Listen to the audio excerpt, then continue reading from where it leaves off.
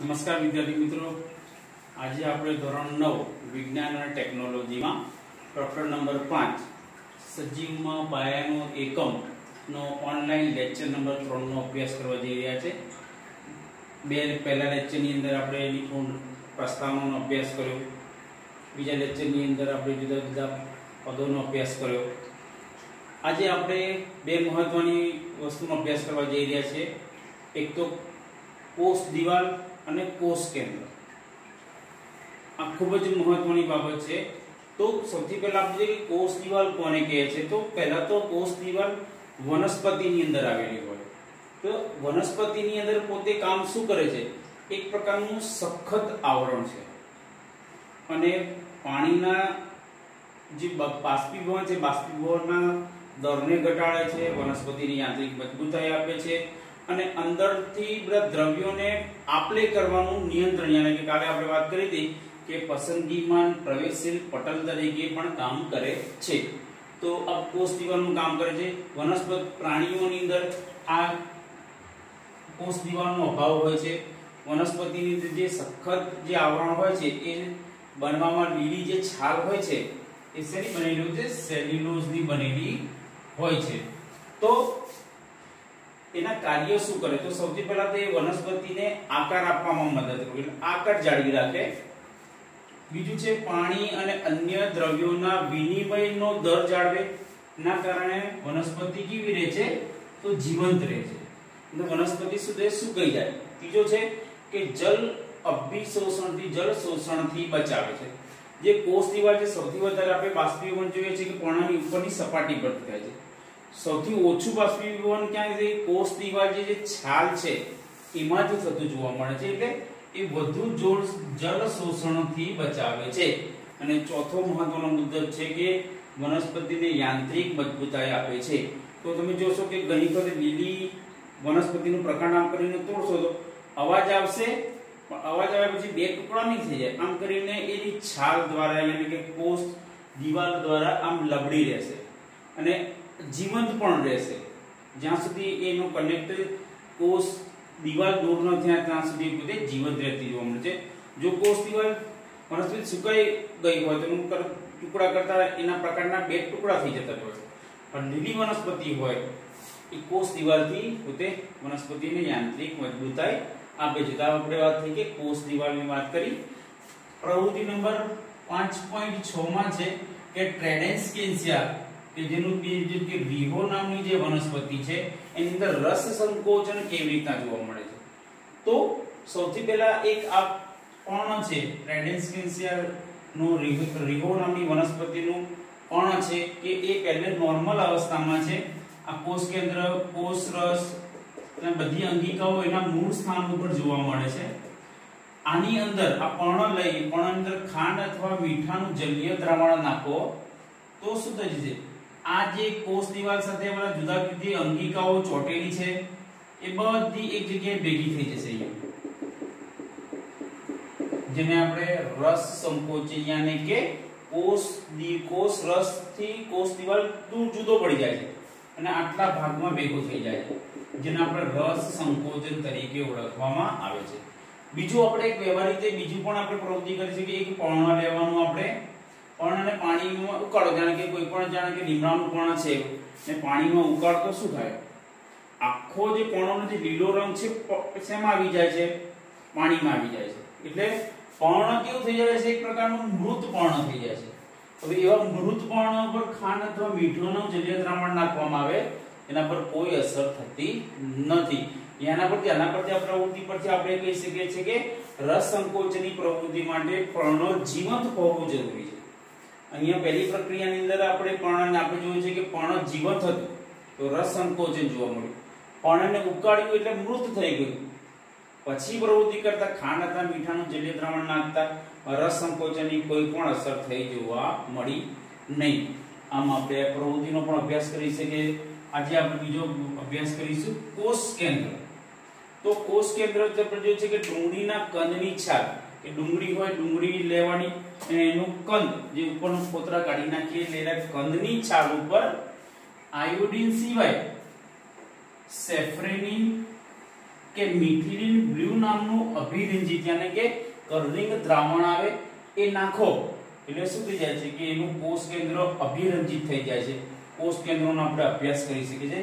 એવી જે પ્રવૃત્તિ છે પ્રવૃત્તિ 5.7 કે ગાલના કોષની અંદરની સપાટી છે. તો સૌથી વધારે કે આપણે ગાલના એક આઈસ્ક્રીમની ચમચી આવે, આઈસ્ક્રીમની ચમચીથી ગાલની અંદરથી આપણે લાળ રસ લેવાનો. તો એ સૌથી વધારે કોષ કેન્દ્રનો અભ્યાસ ક્યાં જોવા મળે?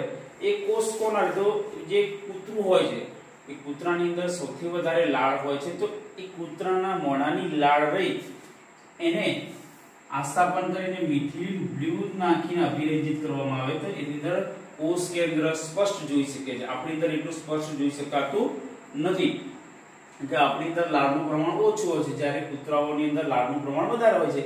એના ગાલની અંદરના કોષો લઈને કોષ કેન્દ્રનો અભ્યાસ કરી શકાય છે. તો કોષ કેન્દ્ર દ્વિસ્તરીય હોય છે. પહેલું અંદરનું સ્થળ એ કોષ કેન્દ્રનું આવેલું છે, જ્યારે બહારની બાજુ એ કોષ કેન્દ્ર પટલ તરીકે કામ કરે છે. એટલે આમ કોષ કેન્દ્ર દ્વિસ્તરીય હોય છે. કોષ કેન્દ્ર પટલની ઉપર છિદ્રો જોવા મળે છે. તો છિદ્રો શેના માટે? પાણી અને અન્ય દ્રવ્યના આપલે યાની કે વિનિમયનું કામ કરે છે. કોષ કેન્દ્ર પર રંગસૂત્ર જોવા મળે છે. રંગસૂત્રો કેવા હોય છે? મેં અહીંયા ચાર્ટ દોર્યો છે. આમ દોરી જેવા અથવા આમ સળિયા જેવા, અને વચ્ચે શું જોવા મળે છે? કોષ કેન્દ્ર જોવા મળે છે.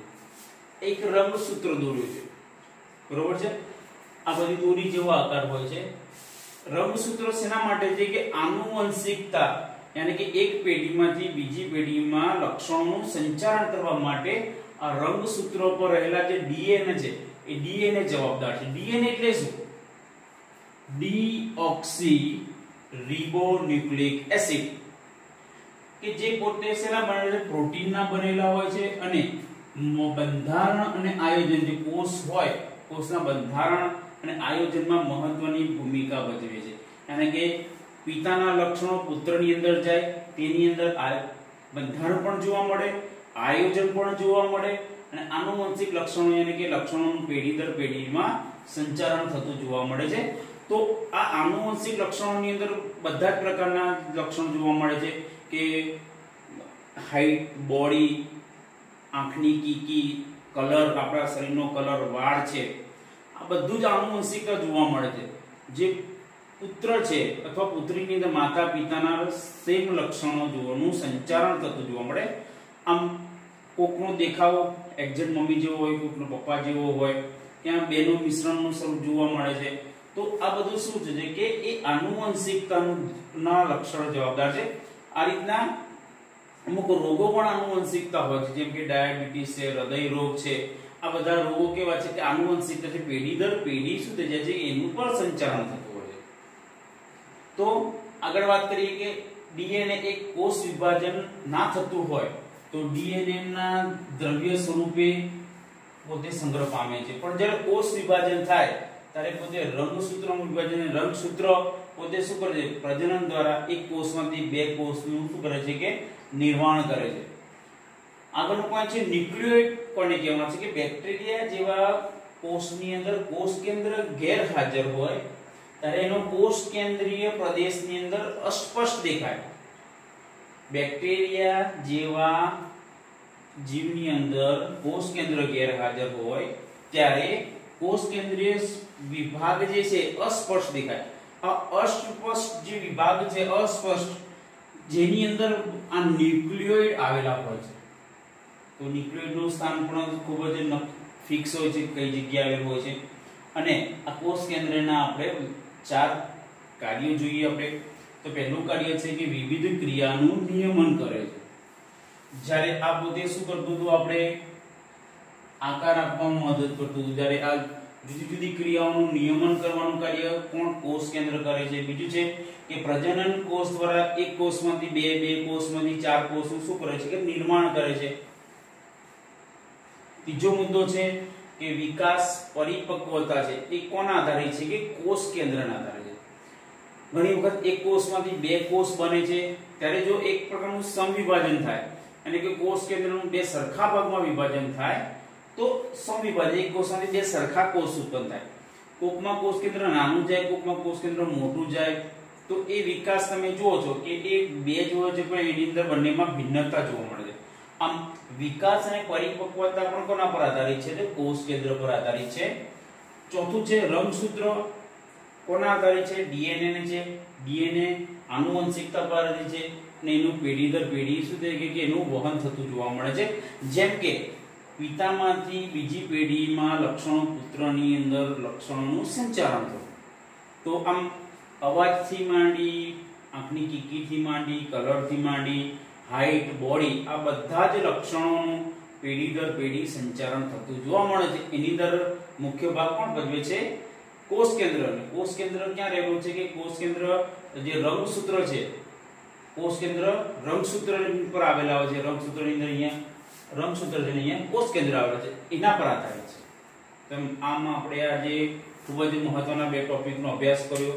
પહેલો અભ્યાસ કર્યો કે કોષ દિવાલ અને બીજું છે કોષ કેન્દ્ર. તો વિદ્યાર્થી મિત્રો આજે બેનો ગહન અભ્યાસ કરી આપેલ પીડીએફ નોટમાં સરસ અક્ષરે લખીને તૈયાર કરશો.